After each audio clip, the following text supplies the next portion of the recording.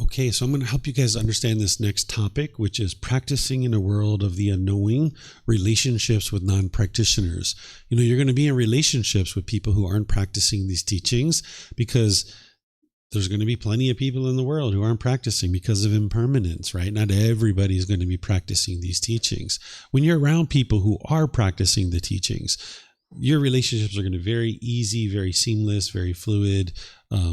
They're very easy to have harmonious relationships with people who are practicing these teachings because they understand that their feelings are coming from their own mind and they're not going to be blaming you for the things that they experience. But that's not the case with other people, like maybe life partners or coworkers or family members or things like this. You might be in relationships with people that they're blaming you for the things that they experience, and that can be very challenging and very much of a struggle for you. So I'm going to teach you some things to keep in mind as you're navigating the world and you're becoming more and more peaceful, you're becoming more and more joyful, but maybe the people around you are not, and that can be a real struggle for you.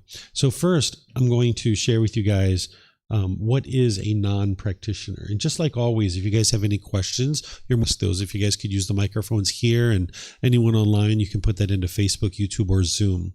So first, let's just talk about what a non-practitioner is. A non-practitioner is someone who is not actively learning and practicing the path to enlightenment as taught by the Buddha. The Buddha referred to these individuals as a untrained worldling because the mind is untrained, and worldling because they're holding on to the world and wanting the world to be a certain way. So he referred to them as an untrained worldling. I would refer to them as a non-practitioner. But it's important that as you are on this path to enlightenment, that you don't develop this attitude of us versus them. It's not like we're in an exclusive group. We're in the know and they're not, right? This is the way the mind can sometimes think about it. It's not like a us versus them kind of thing. But there is a difference between people who are learning and practicing these teachings and those who aren't. Sometimes that's the reason why people come to the place like Thailand. When you come here, it's like, wow, it's so peaceful. It's so joyful. Nobody's inserting themselves into your life. Nobody's putting expectations on you and trying to control you. People aren't judging you and trying to tell you the way you should or shouldn't be. You go to the hotel, you go to your Airbnb, you go to the restaurants, and people are just treating you so wonderfully, right? Because they're practicing the teachings. But that's not always the case in other situations. So it's important not to have this us versus them mentality, and just understand that there is a difference between someone who's practicing the teachings and those who aren't. Because a non-practitioner is going to think about the world in a different way than someone who's actually practicing these teachings. For example, the Four Noble Truths. If you understand the Four Noble Truths and you've had that breakthrough to understand that it's your own mind that's causing these feelings, when you're getting angry, when you're getting frustrated, when you're getting agitated, you'll know that it's your own mind that's causing that. But a non-practitioner isn't going to know that. Whether it's your coworkers or your family members or so forth, people can be adamantly blaming you for the things that they're experiencing. And this can be quite a bit of a struggle for you. You might notice that you're practicing the Eightfold Path. You're having a certain level of moral conduct that they're not actually practicing. So it can be this constant struggle between them and you, where they're wanting you to be a certain way, that they're putting their expectations and their wants on you, that they adamantly think that you're the one who's causing them to be discontent. And you'll know that it's not you, but in their mind, they're convinced of that. And it's not like you can sit down and teach them the Four Noble Truths and help them to understand this. They have to choose for themselves to do that. So in some relationships, you're going to find that this can be a real struggle, because they're going to have what the Buddha refers to as wrong view. Remember, right view from the Eightfold Path is understanding the Four Noble Truths. What is the problem, the cause, the elimination, and the path forward? And I just talked about that a little bit with the talk on true love, of the problem being discontent feelings. The cause is craving, desire, attachment. The elimination is to eliminate craving, desire, attachment. And the path forward is the Eightfold Path. That's the complete solution. But if you don't have right view, an individual is going to have wrong view. What right view is to understand that it's your own mind that's causing these feelings.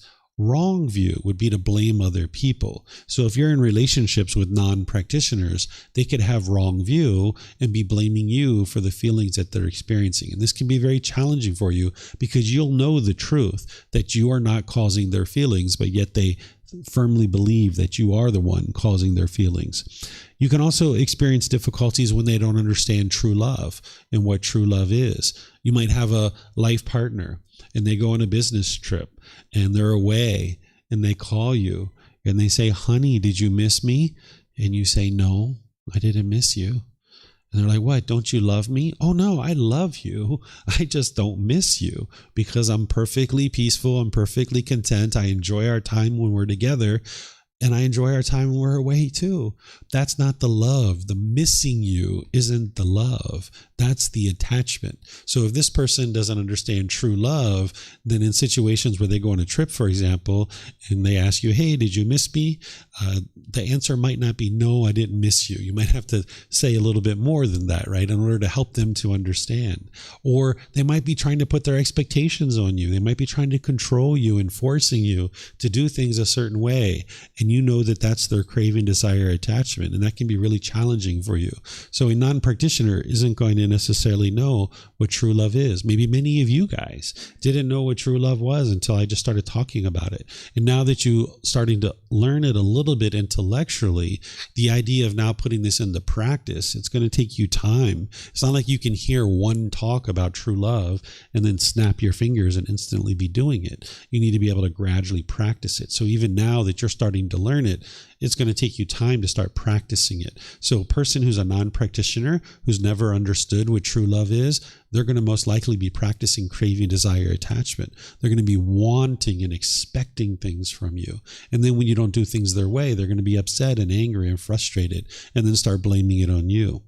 You might notice that they're not actively cultivating wholesome qualities in the mind, and they're not eliminating unwholesome qualities, that like the individual who's online talking about her life partner gambling, right? And this is something that person probably doesn't see any issue with whatsoever. So when you're in a relationship with someone who's a non-practitioner, they could be lying or stealing or having sexual misconduct or using substances that cause heedlessness, gambling, and things like this, because they're not cultivating wholesome qualities in their day-to-day life because they're not on the path to enlightenment. Because being on the path to enlightenment is to do this inner growth, this inner development, looking inward and understanding that you're not a perfect person and you need to grow and develop and become a better and better person. So someone who's not on the path to enlightenment isn't going to be doing those things. They're not going to be improving their day-to-day mental state. They're not going to be improving their day-to-day moral conduct and the way that they interact with other people.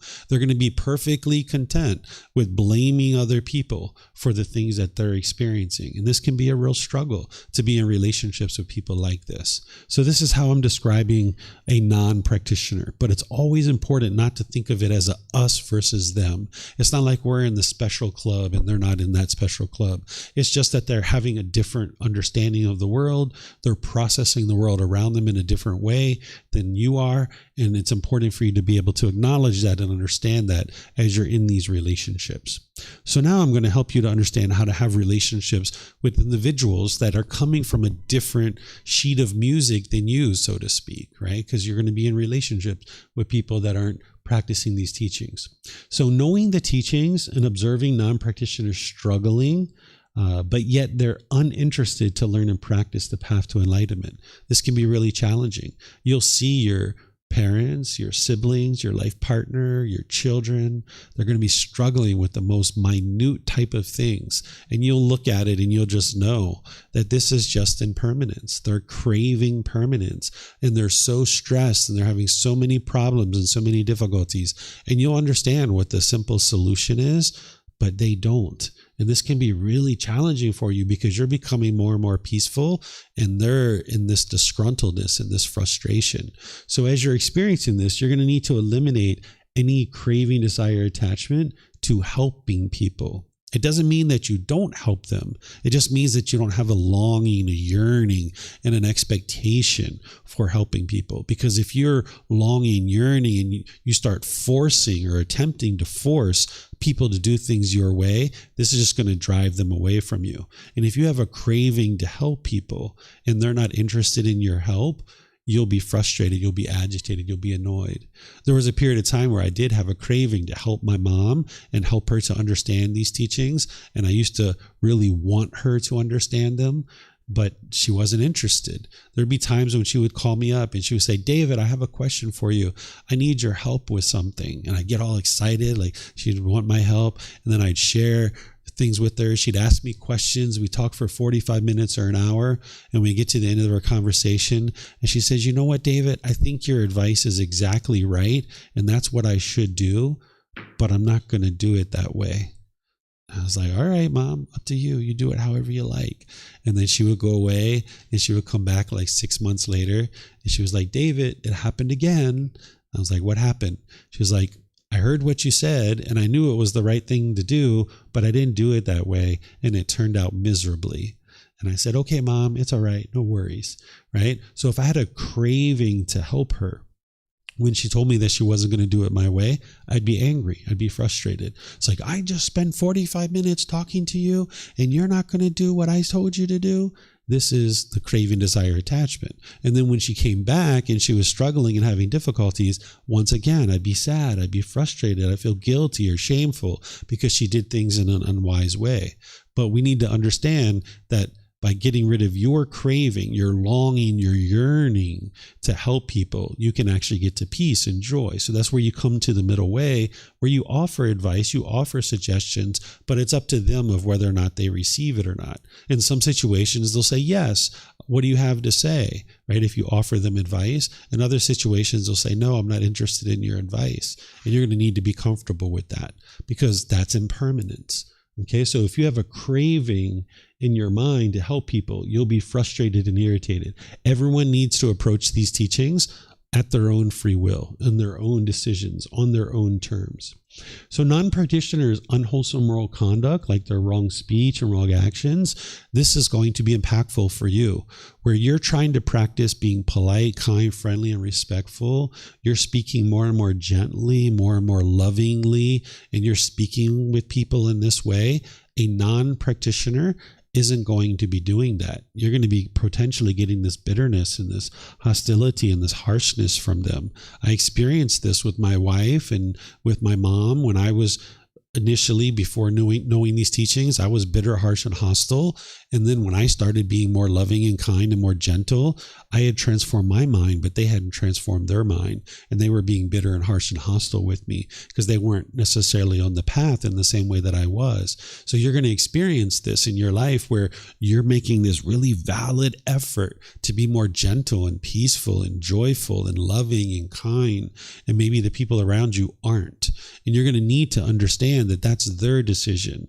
And the last thing you're interested in doing is being bitter and harsh and hostile back. You need to stay dedicated and diligent with your practice, even when other people aren't doing that. You're going to need to learn how to respond to situations rather than react. This is what the mind will typically do in the unenlightened state, is you'll react in situations where someone's being bitter, harsh, and hostile to you. You'll react backwards with bitterness, harshness, and hostility. But if someone's being bitter, harsh, and hostile with you, you would like to respond. And sometimes your response is to walk away. There's no need to sit there and yell and argue with them, because if they're angry and they're frustrated and they're being bitter and harsh and hostile, there's nothing you can do to fix that, because you're not the one who's causing it. What's causing it is their own craving, desire, attachment. In order for them to calm down, they're going to have to let go within their own mind. And you can't force them to do that. And you can't convince them to do that.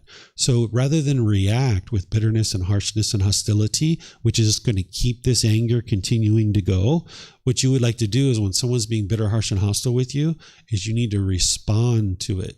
And oftentimes the best response is to walk away. Just walk away. No need to be there when they're being bitter, harsh, and hostile. And slowly over time, this individual is going to learn that if they would like to talk to you, they're going to need to be calm. They're going to need to be polite. They're going to need to be respectful. There were times where my mom would be bitter, harsh, and hostile on the phone. And I would say to her, Mom, I love you so much. I know I've been bitter and harsh to you in the past, but I'm not doing that anymore. I'm going to get off the phone and let you think about what you just said, and we'll talk another time, Mom. I love you. Right? And I would just go away. Right? And I'd be away sometimes for 2, 3, 4 months. I wouldn't call her. And then I would call her again. And now she was being a little bit better. She was being a little bit more polite, a little bit more respectful. But then eventually, after a few months, she'd do something that'd be bitter, harsh, and hostile. And I'd do the same thing again. I say, Mom, I love you so much. I really prioritize our relationship, and I'd like to see us get to a point where we're loving and kind to each other. So I'm choosing not to be bitter and harsh with you anymore. Even though I've done that in the past, I'm not doing that anymore. And I apologize for what I've done in the past, but I'm going to stop doing that now, and I'm just going to get off the phone and let you think about what you just said. We'll talk another time, Mom. I love you. Right? And over time, she stopped being bitter and harsh and hostile because she was interested in talking to her son. And every time she would be bitter, harsh, and hostile, her son got off the phone. Right? So she learned, if I'm going to talk to this guy, I'm going to need to be calm. Right? So your response sometimes is just to walk away. That's the best thing you can do in those situations. It's better to be quietly frustrated than overtly hostile and angry. When you're putting hostility and anger out in the world, this is just going to come back to you. So while you're in transition and your mind is not enlightened yet, when someone's being bitter, harsh, and hostile to you, you're probably going to be upset and frustrated within your own mind. But if you can just keep it contained and go away and work on that, that's better than being bitter, harsh, and hostile to them back. Because when you're putting that out, it's going to come back to you. It has to. That's the natural law of Gotama. But if you can just quietly go away and deal with it on your own, that's better than being overtly bitter and harsh and hostile to this person. And this is how you'll extinguish it. Whereas if you keep being bitter, harsh, and hostile, it's just going to keep things going where there's lots of anger and hostility. You can't get rid of anger by being angry, right? If someone else is angry and you're angry back, that's not going to get rid of the anger in your relationship. You're going to need to get rid of your anger so that when they're being angry, they can see that it's them being angry. It's not you, right? So you might need to be quietly frustrated for a period of time as your mind's transitioning. Eventually, you'll get to the point where you don't even have any frustration or anger arising because you've completely eliminated the causes and conditions that are producing it. So by you walking away, being quietly frustrated rather than hostile and angry overtly, this is what's going to help that. You can choose to move on from relationships while maintaining loving kindness and compassion for all beings. Understanding any discontentedness that you're experiencing is a result of your own cravings, desires, attachments. This is what I was answering this young lady here that was here during our previous class, that she was asking about, if there's difficulties or struggles in the relationship, what should I do? Well, some relationships, it's better to just move on from. Just let go of the relationship and move on. If there's physical abuse, if there's infidelity, things like this, sometimes it's best to just move on from those relationships.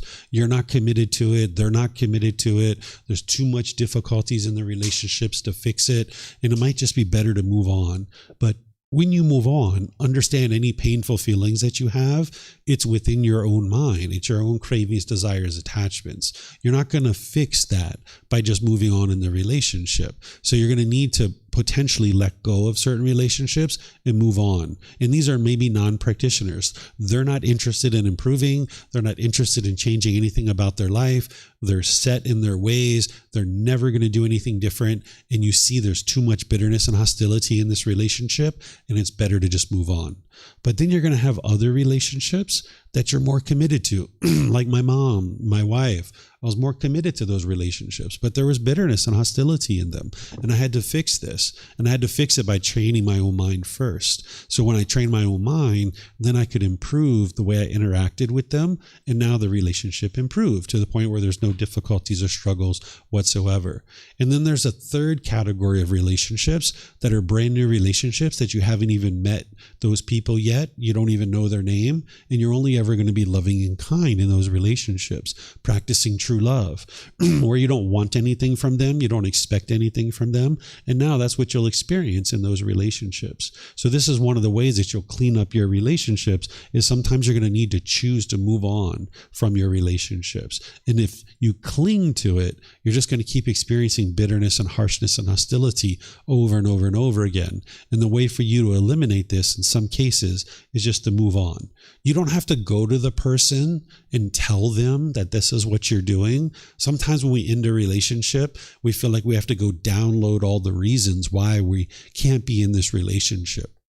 All you're doing in that situation is you're listing out all your cravings. You're listing out all your expectations. I can't be your friend because of this and this and this and this and this. You did this and you did that and you did this and you did that. And that's why I can't be your friend. This is unwise because now there's going to be this conflict and these difficulties. If you're going to end a relationship, just make up the choice in your own mind that you're going to end the relationship and then just gradually move on. You don't have to go confront them. Sometimes when we get out of a relationship, we feel like we have to teach them something and we have to tell them why we can't be their friend anymore. We think this is a way to kind of leave on a high note, right? Like we can't be your friend because of this. But now when you see them 2 or 3 years later, there's this bitterness and hostility. You see them at the mall because you've downloaded all these reasons why you can't be their friend. And now you can't have a cordial conversation. You can't even smile and wave at them because there's been this conflict that has been created. But if you just gradually move on, you just kind of gradually go over the horizon and they gradually kind of move this way. 2 or 3 years from now, when you see each other in the mall, it's like, hey, Barbara, how you doing? Haven't seen you in a while. How you been? Right? You can have a conversation and maybe you're in a different place. Maybe they're in a different place and you guys can have a wonderful conversation and maybe even rekindle a relationship. Who knows? Right? So if you go to them and you download a bunch of reasons why you can't be their friend, that's done. You've stamped on that relationship and it's not going to be able to be rekindled because now this person has this bitterness and harshness in their mind because of all these things that you've told them. They need to be able to figure out those things. They need to decide to do this inner work. If you go to them and you give them unsolicited advice and tell them all the things that they've done wrong, so to speak, this is your ego or your arrogance trying to tell other people what they should and shouldn't be doing. They need to do that inner work for themselves. They can't change and they can't improve unless they've chosen to do that. But by you choosing to leave out of the relationship, more and more they can see people aren't interested in being in a relationship with them. And slowly but surely, they might decide to get help for themselves. So some relationships you're going to need to let go of and move on from. You're going to need to eliminate any craving, desire, expectations, and wants or expectations that all beings need to be practicing these teachings and understanding that you cannot force someone to practice these teachings. So when you're in a relationship with someone who's not practicing these teachings, your goal isn't to force them to practice these teachings. Sometimes when you learn things like this, they teach you to go out into the world and convince other people to practice certain teachings. That's not the way that the Buddha taught. Everything on the path to enlightenment is all about your development. It's not about convincing other people to do this practice. It's not about convincing other people to get to enlightenment. It's not about convincing other people to learn and practice these teachings. It's about you doing the inner work. As you're becoming more and more peaceful, the people around you are going to notice that. And they're going to start asking you questions. What are you doing? Right? I can't even tell you how many people, like in a life partnership, maybe the husband or wife or the boyfriend or girlfriend is practicing these teachings. 6 months down the road, a year and a half down the road, the other one starts to practice too, because they know their partner and they know when their partner gets angry and frustrated in certain situations, and they can see that person's no longer getting angry and frustrated in those situations. And they know that it's these teachings that have helped them to be able to accomplish that. They see this person becoming more loving and more kind and warm and gentle, and they actually start practicing themselves. So if you're interested in seeing people around you learn and practice these teachings, the very best thing you can do is learn and practice them for yourself. And as you're learning and practicing these teachings and you're becoming more and more peaceful, don't be surprised when the people around you start choosing to learn and practice these teachings. But they need to do that based on their own choices, their own free will. You can't convince people. You can't force people to get to enlightenment. There's 1,000,001 decisions that people need to make in order to get to enlightenment. Think about all the times you need to come to the temple, all the times you need to pick up a book, all the times you need to choose to meditate, all the times you need to reach out to a teacher to ask for help. You can't force somebody to do that. So don't even try. So you can suggest to people, you can advise to people every once in a while, but you can't force them. My sister, there's many times where she's having troubles and difficulties and she isn't practicing these teachings. And there are times where I'd say, you know what? That problem you're having right there, the Buddha's got some great teachings for you that would really help you in that situation. Nothing. She didn't say nothing. She's not like, hey, well, what is that? Or can you share that with me? Nothing. Just quiet. And I've done that like 3 or 4 times over the course of many years. And she's never asked for any help about any of these teachings, fully knowing that her brother is sharing these teachings for many, many years now. Interestingly enough, a couple of days ago when I was talking to my sister, she said to me, hey, I was at work the other day and people were talking about Buddhism and I've been reading your Facebook post. I didn't know this. She said, I've been reading your Facebook posts and I've been reading some of the stuff that you do, and I was able to help them to understand a little bit about the Buddhist teachings. I was like, oh, interesting. All right. So here she is. Like, she's now learning. She's now practicing just a little bit, right? But I didn't get all excited. I didn't be like, oh, let me tell you everything that I know. It was just like, okay, well, interesting. I think what I said to her is I said, the more you learn, the more you practice, life only gets better. It doesn't get worse. I said something along those lines, right? Like, things are only going to get more peaceful for you the more you learn these teachings. And that's it. And I just left it with that, helping her to build some confidence potentially, right? So people are going to see that you're learning and practicing these teachings, and they're going to have to come to these teachings and approach them on their own merits, on their own terms. They're going to need to come to these teachings. The best thing you can do is focus on your own development and your own growth. This isn't selfishness. This is just choosing to focus where the real problem is. And as you're becoming more and more peaceful, people will see that, and then they on their own can choose to learn these teachings or not. Then in terms of the next one here is train the mind to be comfortable with accepting other people's choices and decisions, and that their decisions are not going to match to your wants and your expectations. What you decide in your life is going to be different than what other people choose for their life, right? So this is kind of along the lines of practicing true love, is not putting expectations on people. What my sister chooses to do in her day-to-day life is very different in some cases than what I would choose to do. And it doesn't mean what she's doing is wrong and what I'm doing is right. It's just different, right? There's many different ways to solve a particular challenge or solve a particular problem. But when the ego is in the mind, we'll think that our way is the right way and everyone else's is the wrong way. So you're going to need to be able to step back when you're around non-practitioners and understand that they have their own choices and their own decisions, and they're going to experience the consequences of those things, and that's okay. And it's going to look different than what you do, and that's okay. The problem that one is experiencing is not that other people are not practicing the teachings. So if you get angry or frustrated when other people aren't practicing these teachings, that's not the actual problem. The actual problem that one is experiencing is that your mind wants them to practice the teachings. If you get rid of that longing, yearning, and that wanting other people to practice the teachings, you'll be peaceful. So when my sister is struggling and she's having difficulties and I'm looking at the situation and I know the answer 100%, I'm not angry. I'm not frustrated. I'm not sad. I don't feel guilty and shameful. In my mind, I just think, that's what she chose. That's her choices. And she's experiencing those particular challenges, or she's experiencing those particular struggles. If she would like help, I'm here to help her, but it's up to her to be able to get that help. So I don't have this want or expectation that she will practice these teachings, but should she ever be interested to practice them, I'm here to help her. So you need to be able to get rid of any longing, yearning for other people to practice these teachings. Understand that you can disagree with people's intentions, speech, and actions while remaining peaceful, calm, serene, and content with joy.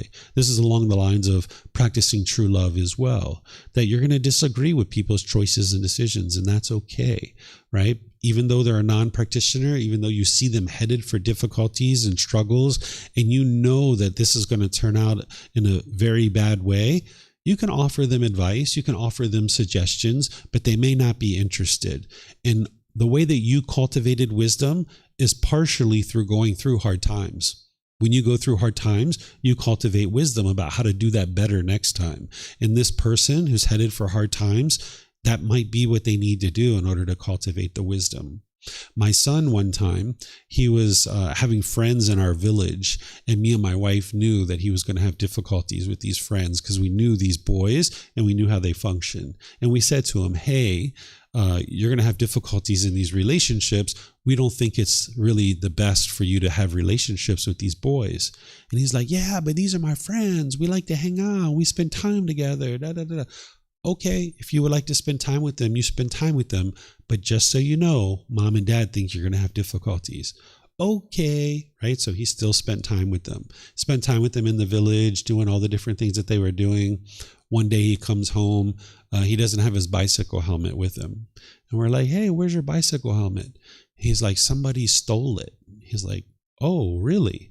I was like, where were you? He was like, I was over at this boy's house and I left my bike and my helmet there. And I came outside and my helmet was gone. And I was like, oh, okay. Well, who was in the house with you? And he went through all of his friends. And I said, who wasn't there? And he's like, this guy wasn't there. And I was like, oh, okay. I think I know who has your bicycle helmet.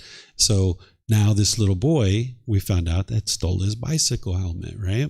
So that was one incident. Then a couple weeks later, he comes home and he's drenched with water. And I'm like, what happened? Why are you so wet? He's like, I was riding my bicycle down the street and they stopped me and they dumped water over top of me. And this wasn't sunground period where it was like time to dump water on people. It was outside of that time frame. And he was drenched and soaking wet. Right. And here he's having difficulties with his friends, doing all these things and causing difficulties. So we just sat down with him and talked with him again and helped him to see that this was unwise for him to be spending time with these people. But he needed to make that decision for himself. And ultimately, he decided to stop spending time with these boys. And he started making friends with these other children in the village who we mentioned to him like, hey, these would be really good friends for you. So this was a choice that he made. And he saw the reasons why it was unwise to spend time with these people. And now, as he spent time at different schools, because he's moved around to different schools, one of the things that I noticed is he's really good at making friends. He knows how to pick friends that are into wholesome things. Whereas if we would have forced him, if we would have put our expectations on him, if we would have tried to control him to do things our way, because we knew he was headed for difficulties with this first group of friends, and if we were attached to him and we're going to experience painful feelings when he has unfortunate things happen to him, if we were trying to force him away from those friends, he would have maybe left those friends, but he only did it because we told him to, and he was following what mom and dad told him to do. But instead, we let him struggle. We let him have those difficulties. Then he cultivated the wisdom that he needed so that now when he goes to these different schools and he's moved around to different schools, he knows how to make wise decisions about who to be his friend and who not to be his friend. Whereas if we forced him to come away from those friends, he would have never had the opportunity to cultivate the wisdom that he needed in order to make new friends. So now he knows how to make friends that are into wholesome things because he had those experiences of the difficulties and struggles, and he's not interested in going back to it anymore. So you're going to need to get comfortable to understand that you're going to disagree with other people's intentions, speech, and actions. You're going to disagree with their decisions. And that's okay. And you can maintain your peace and joy. If someone's headed for difficulties or struggles, sometimes one of the best things you can do is step back. As parents, sometimes we feel like we need to step in and control our children because you're going to experience painful feelings if you see them headed for difficulties. But sometimes one of the best things you can do is actually step back and let them experience that. And then you're there to help them pick up the pieces and help them make wise decisions, to cultivate wisdom and make better and better decisions. But if you step in front of them and pull them away from that difficulty or struggle, they never actually cultivate the wisdom that they need to make wiser decisions in the future. So you're going to disagree with people's intentions, speech, and actions, and that's okay. And sometimes they're going to need to experience those difficulties in order to be able to cultivate wisdom. As you disagree with people's intentions, speech, and actions, you can still maintain loving kindness and compassion. right? So when I disagreed with my son's decisions, I still had loving kindness and compassion for him, right? Sometimes we think by forcing somebody to do something a certain way, and then we can predict the outcome of what it is that they're going to experience. We might think that that's the love, but that's not the love. That's the craving, desire, attachment masquerading as love. Instead, we can step back and we can have this genuine interest in seeing them be well and realize that part of them being well is that they need to cultivate wisdom. If my son doesn't cultivate wisdom, he will only make decisions the way that I suggest for him to make them while I'm there. When my back is turned or I'm away, he won't have the wisdom to make decisions the way that I have suggested for him to make decisions. So a few months ago, I went to Mexico because students invited me to come to Mexico and they asked me to teach them there. So I went there for like 3 weeks and I was away from my son and he was at home with his mom for 3 weeks and he had just started a new school year essentially. I had no issues leaving because I knew that I had taught this boy many different things and he would make wise decisions while I was gone. There was never a time in that 3-week period where he made unwise decisions that produced unwholesome results. He was making wise decisions the whole time I was gone. And I wasn't even in contact with him regularly. I think I talked to him like once every 5 days or something like this. And he was here making all kinds of decisions in Thailand because he had cultivated the wisdom that he needed to be able to make those decisions. So you would like to impart wisdom where people are open to that, but at the same time understanding that they're going to make decisions differently than you. And having loving kindness and compassion for individuals is to understand that they're going to make decisions differently, and that's okay. So that now you can maintain this genuine interest in seeing them be well, and you can have this concern for their misfortune. Because when people don't understand these teachings, they're going to be experiencing all kinds of misfortune. As you're learning and practicing these teachings, your life's going to be becoming better and better and better, but their life isn't. And you're going to see that. And it's going to be a real struggle for you, perhaps, because you're going to know the answers to the struggles that they face. So you're going to need to come to the middle where you're not worried and having anxiety about the things that they're experiencing, but also you're not on the other side where you could care less what happens to people. You're going to need to maintain your concern for their misfortune. And where they need help or they're asking for help, you'll be willing to help them with that. And that's what it means to be able to disagree with what they're doing, but create space where they can make those decisions and you don't put your expectations on them.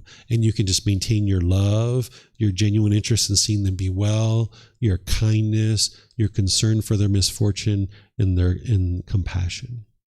Okay.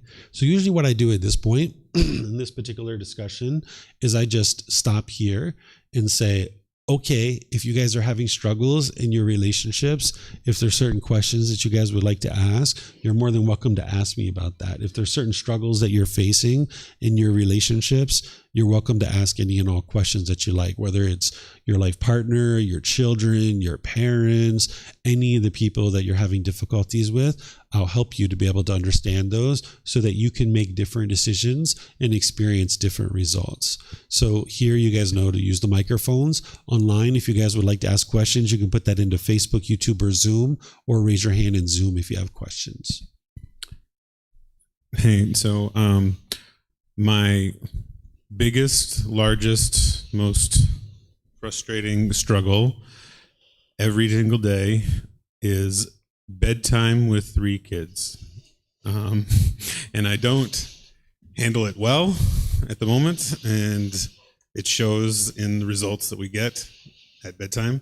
And I'm trying to come up with a plan to gradually make it better. Okay. So imagine there's a set time that they need to be in bed, right? That's the idea. What's the time? We start getting ready for bed at like 7:30. 8 o'clock is when we hope everybody's in bed. Okay. Trying to go to sleep. And at 7:30, have they already showered and brushed their teeth and all that, or is that needs to happen between 7:30 and 8? Sometimes they have, sometimes they haven't, but that's the time sort of allocated for that procedure. Okay. When you're getting close to 7:30, do you ever give them a heads up that, okay, it's 7:15, whatever you guys are doing now, you're going to need to wrap that up in the next 15 minutes and we're going to head towards bed. Do you typically do it that way? Yes. You do. Okay. Because that's really helpful to do that, because their mind's craving permanence and they're holding on to that playtime. They're clinging to it, right? They don't want to go to sleep, or they don't want to take a shower. They don't want to brush their teeth. They want to play. And that's what their mind's holding on to. So giving them that little buffer is really important and very helpful. With your kids, the young ones, the 6 and 4-year-olds, that's going to be challenging, right? Because they're young, they have a lot of clinging, a lot of craving. There's going to be lots of reminders and helping them and moving in a certain direction. But you're going to need to stay gentle. You're going to need to stay calm. They're not going to do it magically your way. They're going to gradually get better and better at going to sleep. Your 10-year-old, he's probably at the ability where he might even just go to sleep on his own, or he's starting to get to that point where he's starting to go to sleep on his own, or he will. My son's 12, and it's only been like in the last year that he's making the choice on his own to go to sleep. And even still, like, he's supposed to be asleep by 9:30. Last night I went into his room at like 10 minutes after 10 and he was still awake. Mm-hmm. So, it's going to happen. They're not going to go to sleep at exactly the same time every day. So you're going to need to make sure that your mind's not craving the permanence for them to go to sleep at the same time every day, but you're just gradually moving them in that direction. So if it ends up being 8:15 or 8:10, that's just impermanence. Now, if it ends up being 9, 10 o'clock, that's where you got to really maybe back it up a little bit earlier. And this is one of the things that I did with my son is, like, let's just say that bedtime is 8 o'clock. And let's just say regularly I'm giving him a heads up at 8:15 or 7:15, so get ready at 7:30. And if they're regularly getting into bed late, like 8:15, 8:20, 8:30, what I'll say to them, what I said to him is, I said, Dad has been getting you ready around 7:30 for bed, but it's not working because you keep getting to sleep at 8:15 or 8:30.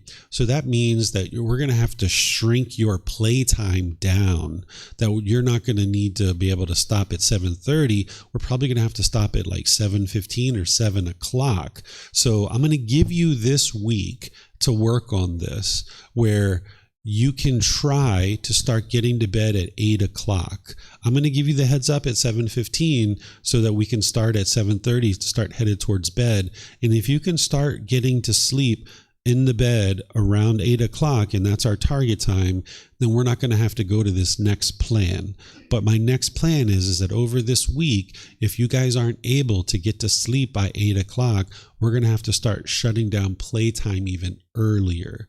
So now they have an incentive, right? It's not a punishment. It's just saying, hey, look, you're not doing what you need to do by starting at 7:30 to get to bed at 8. So we're going to have to back this up even more, because that's what they're really holding on to, the playtime. So if you start letting them know, like, hey, we're going to have to eat into your playtime a little bit here in order to get you to bed at 8, or you guys can just start making the decision to finish up at 7:30 and get to bed by 8. It's up to you. I'm fine either way, because you're going to get to bed at 8 o'clock one way or the other. You're either going to start at 7:30 or you're going to start at 7, but you'll get to bed at 8. You guys make the choice for yourself. So now you're putting the decision in their hands, and now they can see that it's their decisions that are leading to any particular result. The second part of that would be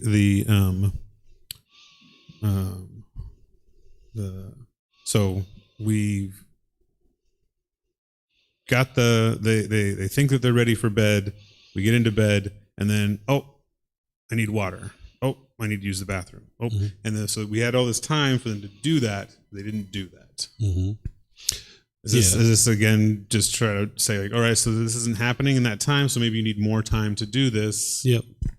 Yeah, because they're not prioritizing those things. So you need to, because if 7:30 to 8 is like ideal for you and your wife, you would like to probably stick with that if you can, but they're just not attending to the things they need to attend to. So you give them like a week or two, whatever you would like to set as a goal. And then you say, hey, look, this isn't working. The way that we're doing things now, it's not working. So we're going to need to make some different decisions here.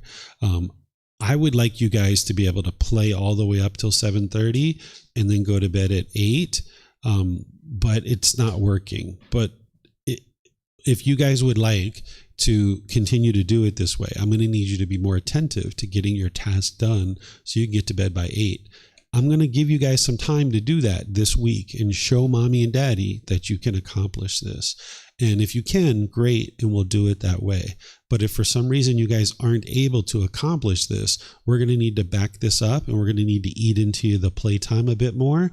But that's your decision. I'm leaving it to you to decide how you would like to do this. And this is you not putting your expectations or controlling them or forcing them. It's giving them the free will to make their own decisions. And now you might see that they'll be more attentive to it. And you're going to need to remind them of that throughout the week.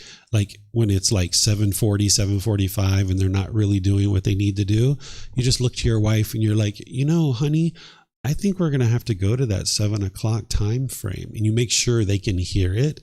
You're like, I think we're going to have to go to the 7 o'clock time frame. I'm noticing, I don't know your kids' names. Right. Right. I'm noticing, this child isn't brushing their teeth. I thought they would have brushed their teeth by now because it's 7:55 and they haven't even brushed their teeth. Your child's going to speak up like, no, daddy, I'll brush my teeth. Oh, okay, it's up to you. You brush your teeth. So you're just kind of like advising them and helping them to see that their choices are leading to certain results.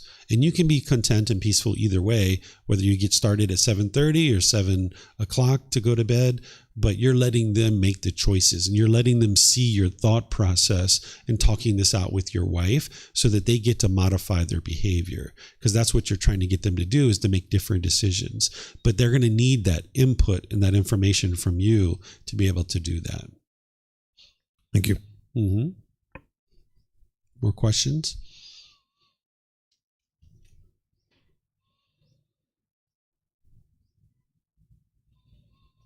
Okay. So my struggle is taking care of my senior parents. So I have been in China for 3-4 months because their health was deteriorating very fast. They both have dementia, and my mom have a stroke and the broke leg. There's a lot of drama there. So I feel right now I am in charge of give them the best time of their life because they lost ability to choose what they want because they cannot express themselves. My mom cannot move at all. Mm-hmm. So I'm struggling saying it's whether I have done enough to provide the best care. And I've experienced a lot of anxiety for my decision because I know my decision will impact the quality of their life at the end. Mm-hmm. So how do I deal with my anxiety and because I cannot say it's their decision now, mm-hmm. their choice. It's mine because my decision will impact them. Sure. So this is coming from your attachment to your parents. And there's a class that I'm going to be teaching. I think it actually might be this afternoon. Yeah. It's this afternoon after lunch. I'm going to be teaching you how to eliminate attachment to those who are closest to you because you're attached to your parents. That's why you have that anxiety. But you need to learn how to have a relationship without being attached. So I'm going to teach you multiple things here of how to eliminate that attachment so you won't have that anxiety. Mm-hmm. I'll just wait for that because it's more in depth. I think your husband has a question too. Oh, okay. He got that microphone.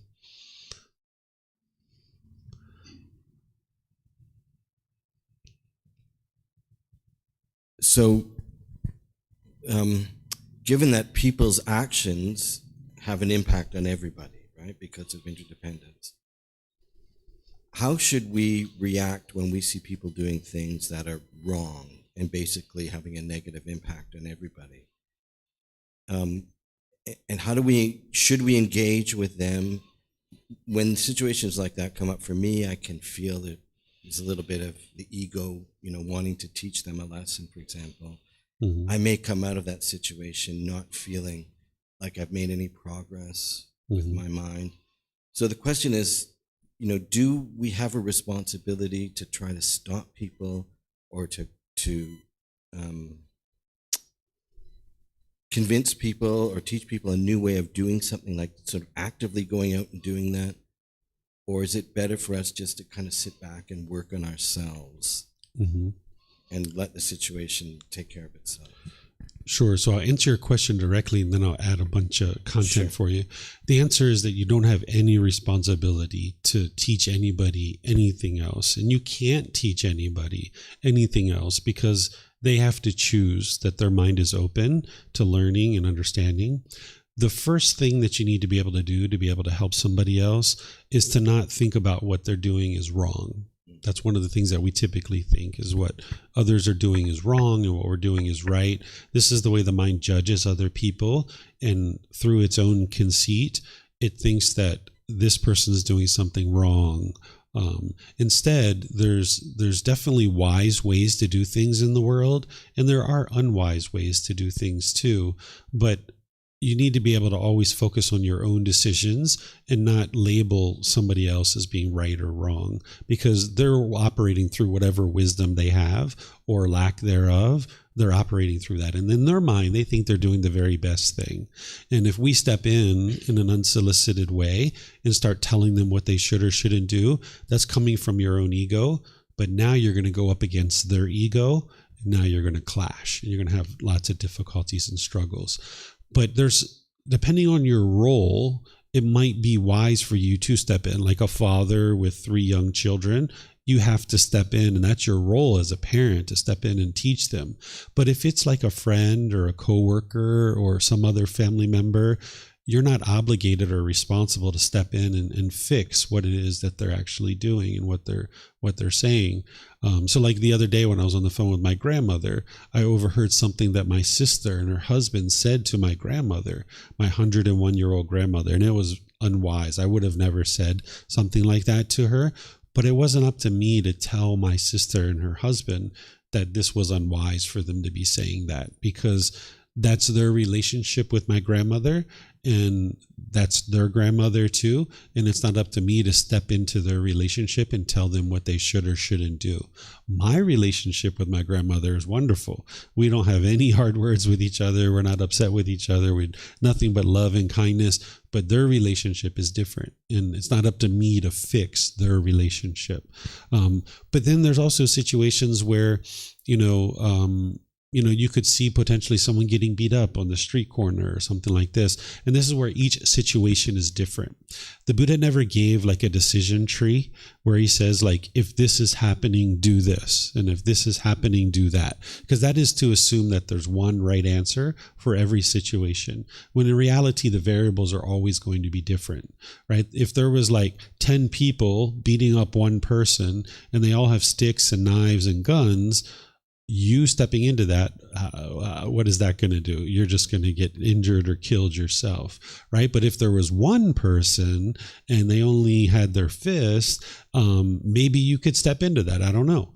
That's where each situation is different. You got to look at your own health, your own capabilities, your own abilities.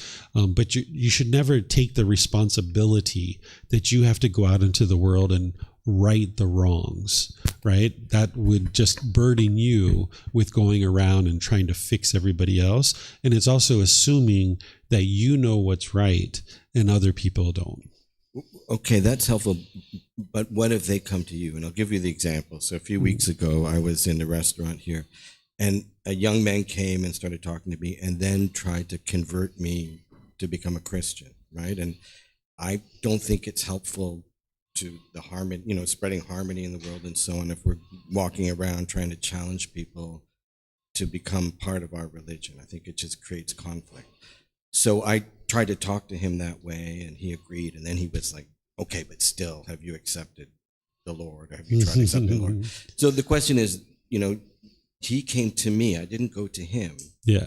I felt, maybe I should try to stop him from doing this, which is a crazy thing to do because it's not going to stop him.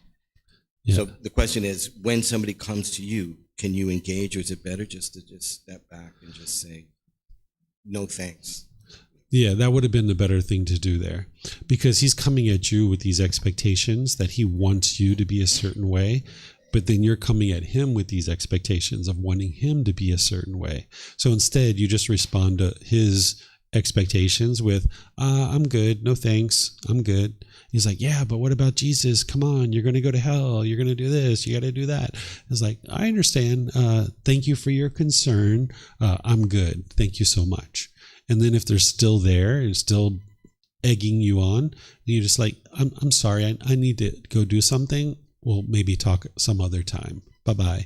And you just step away, because then that's that person's Gotama, that they see that when they're being forceful and they're putting expectations on people, people aren't interested in being around them.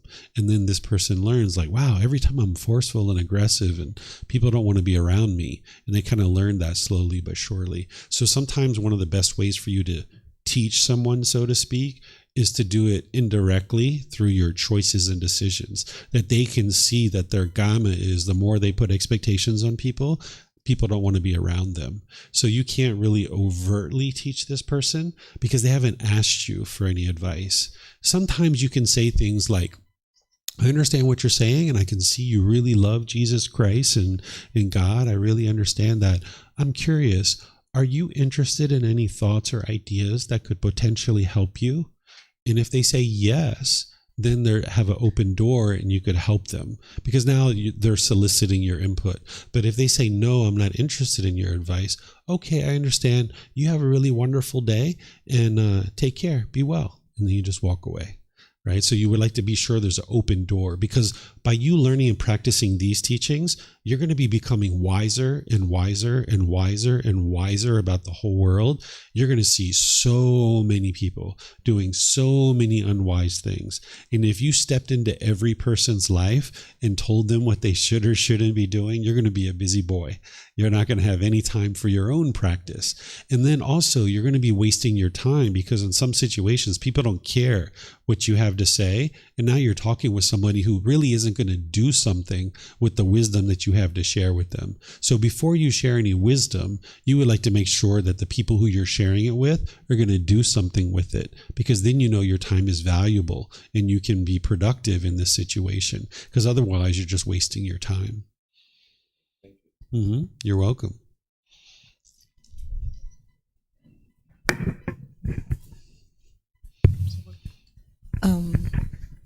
Yeah, I'm struggling a little bit with the relationship to my mom. So we're really close and I love her a lot.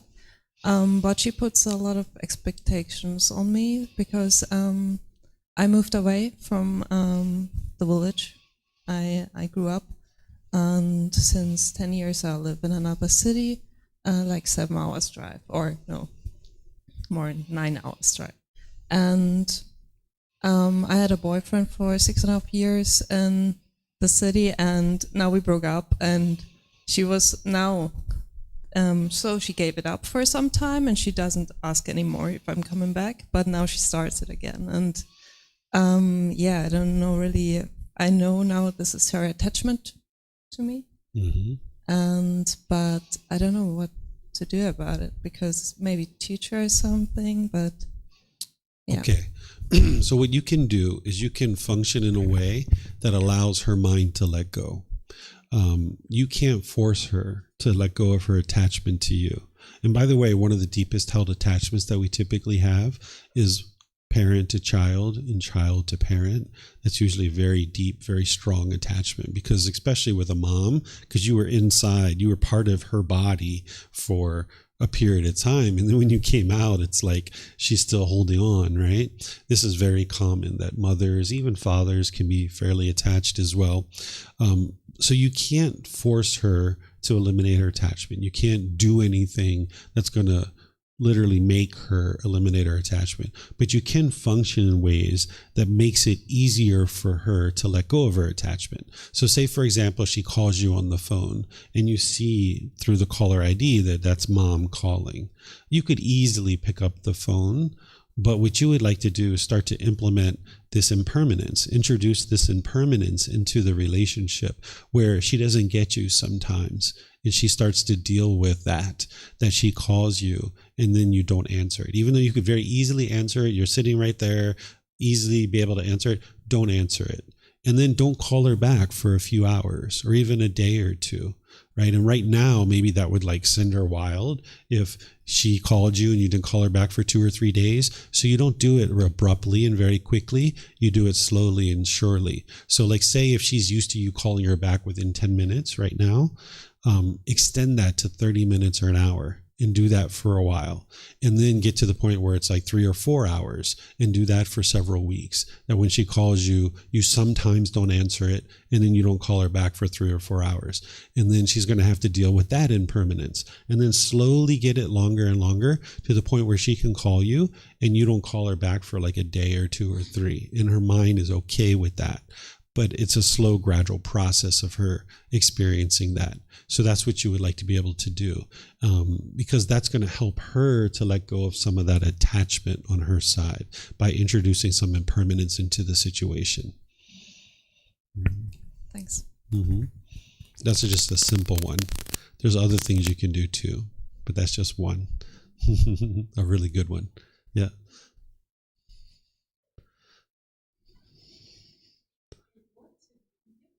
Not yet. No, there you go. yeah. Mm-hmm. And what to do when the problem is what you are advising. I mean, not advising, but in my case, and I joined your point, it's the opposite. For me, it's like very easy. I struggle not to talking to my parents. And I love them. No problem in the family, but I struggle with communicating with them. I cannot call them. And I get after 1 month, 2 months, I never call them, right? I left home like 20 years ago. I live in Europe and my parents live in South America, so we are far physically. It's very hard for me to pick up the phone and call my parents. I just don't want to be confronted to their questions like my mother does, for example. It's like leave without calling them. And sometimes it's hard for me to see like my friends, they call their parents here very often, but I can leave without not. I think it's hard. I mean, it's hard for them because I know they suffer and they try to call me and sometimes like, oh, they're calling. And it's like, I don't pick up the phone, or it's for me to pick up the phone and call them. And I don't know why. I mean, maybe I know, but it's like, I don't know how to deal with that. Yeah. It's non-attachment, or maybe it's not that, I don't know. So there's no harm in you not calling your parents. The only thing that you're struggling with right now is you have this craving, you have this longing, this yearning, this expectation that you're putting on yourself that you should be talking to your parents, because you see, like you said, you see your friends calling their parents and you're like, oh, I should be doing that too. But see, that's the mind craving permanence and thinking that everybody's the same. Just because this person calls their mom every week or every whatever so often, that doesn't mean that's the relationship that you have. You have a different relationship because of impermanence. There were periods of time where I didn't talk to my mom for like 5 or 6 years, not because I was angry or frustrated, but just didn't have anything to talk to her about, right? I love my grandmother dearly. There was a period of time where I didn't talk to her for like 7 years. I was involved in other things. I was doing other things, and I just didn't have a reason to call my grandmother. I just moved to Thailand and I was involved in lots of different things here. So you shouldn't put the expectation on yourself that you should have the exact same relationship with your parents that this friend has with their parents. So if you choose not to talk to your parents, that's fine. You're not doing it out of anger or frustration. You just don't have a need to talk to them, so you just don't talk to them. If they would like to call you, they will call you, and then you talk to them. If they're struggling without talking to you, that's because of their attachment. You're not causing that struggle. It's within their own mind because they want and they expect and they're longing, they're yearning. You choosing not to call them isn't what's making them struggle. It's their craving, desire, attachment within their own mind. So if they'd like to call you, they'll call you and they'll talk to you, and then you talk to them. And then if you're not interested in calling them for whatever reason, you just don't have a need to call them, then just don't call them. There's no harm with that.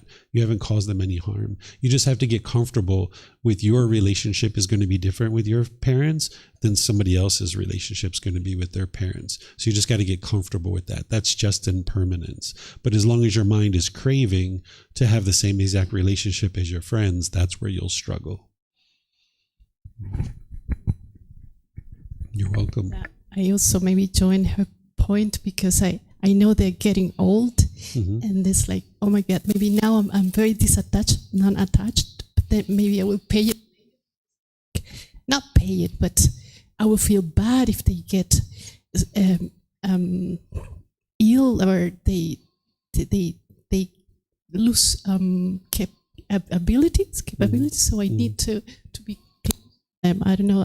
I have that in my mind too. Like I'm not caring enough for them. Yeah. So that's your attachment to them. That feeling bad because something has happened to them. That's your attachment. That you're wanting them to be permanently well, but they live in an impermanent world. They're not going to be well permanently. They're going to get sick. They're going to age. They're going to die. Because they're impermanent. You can't stop that. No matter how enlightened they are, even though I know your parents aren't enlightened, no matter how enlightened they are, they can't escape aging, sickness, and death. They're going to experience those three things. They have to experience it. So your feeling guilty that they are not healthy is your craving for permanence, wanting them to be permanently healthy. And it's just not possible. Because their body is impermanent and everything around you is impermanent. So you're going to need to get comfortable with this impermanence, that they're going to get aging, they're going to have aging, they're going to get sick, and they're going to die. And this topic that I'm going to talk about after lunch is going to help you to get rid of that attachment to them, because that's what's causing your mind to feel bad or guilty or shameful that they're now experiencing sickness, because you're not the one who's causing that, but yet your mind feels this guilt or shame or feel bad about this. And that's just because your mind is attached to them. So when you get rid of that attachment, you can learn how to love them without attachment. And that doesn't mean that you're going to be by their side every moment, caring for them every moment. That's not what non-attachment is. But it also doesn't mean that you're going to be completely away from them and never help them either. So you need to be able to learn how to have this middle way. So I'm going to teach that after lunch. Yeah, you're welcome.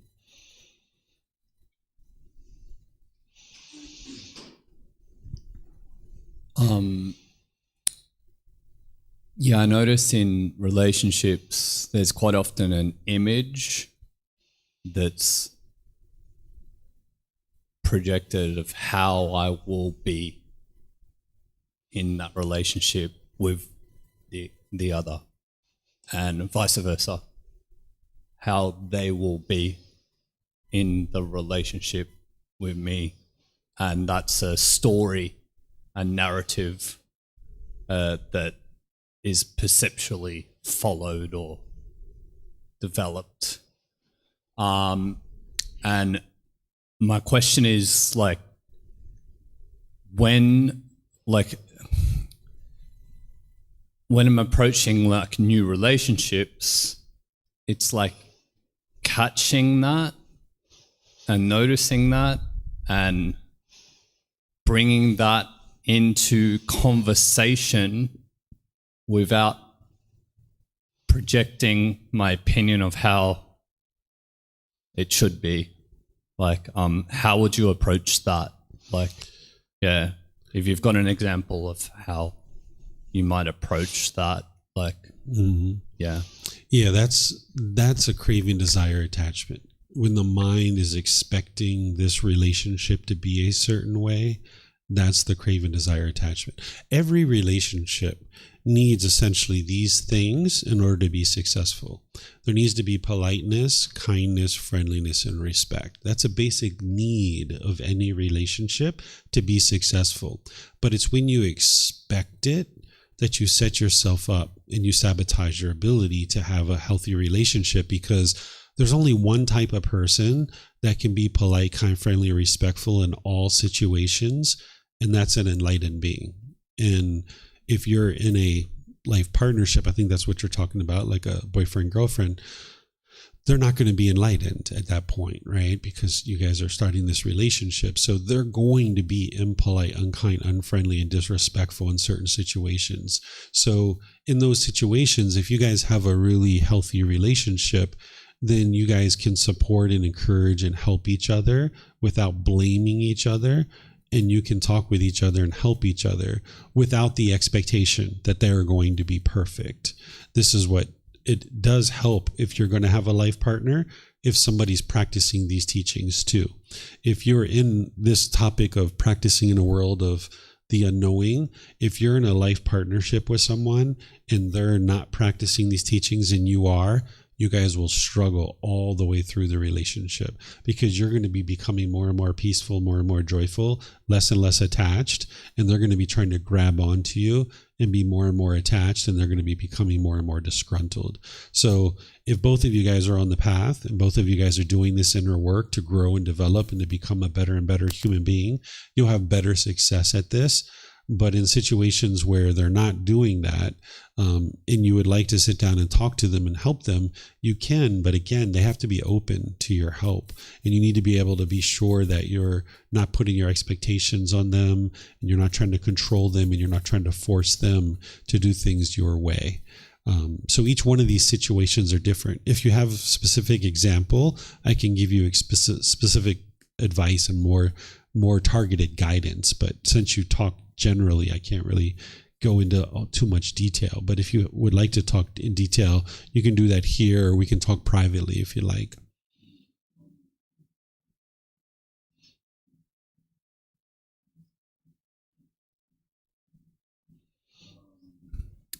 Yeah, I noticed that in the last intimate relationship I was in, I was practicing these teachings, and I could feel that that she was getting attached, getting like falling in love, right? So Conditional love. Yes, yes. And that was just too fast, too soon. Like, I was trying to communicate this, and eventually that just felt really good to feel that someone else wanted me that way. And it was something that I was like, well, I'm just going to kind of roll with this and see what happens. Is that for me a craving, desire, attachment to feel that with somebody else? Yes. Yeah. And it's also your lack of wisdom. Okay. Because what you're going to come to understand is that whenever craving, desire, attachment is in a relationship, that's essentially like the death of this relationship. As soon as you allow someone to get attached to you, they're going to get discontent at some point. They're going to blame it on you. And then they're either going to push you away, they're going to be bitter, harsh, and hostile with you, or they're going to put their expectations on you and try to control you.